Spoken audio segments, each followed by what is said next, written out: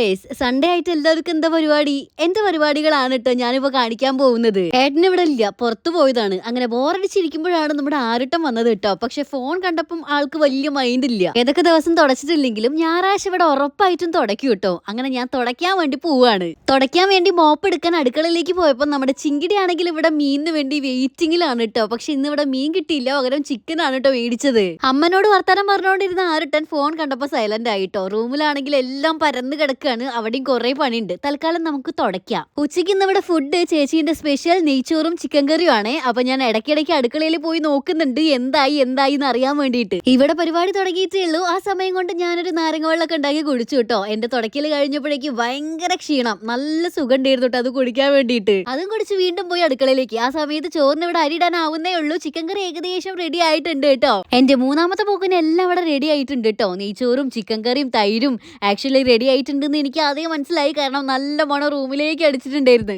എല്ലാം റെഡി ആയ സ്ഥിതിക്ക് ഇനി നമുക്ക് ഫുഡ് കഴിക്കാല്ലേ. എല്ലാരും ഒരുമിച്ച് ഇരുന്നാണ് കേട്ടോ ഭക്ഷണം കഴിച്ചത്. ഉണ്ണേട്ടം മാത്രം ഇല്ലായിരുന്നു. ഇനി ഇതും കഴിച്ച് നല്ലൊരു ഉറക്കം. അപ്പൊ എന്റെ ഉച്ച വരെയുള്ള സൺഡേ ഇങ്ങനെയായിരുന്നു കേട്ടോ. അടുത്ത വീഡിയോയിലൂടെ കാണാം. ടാറ്റാ.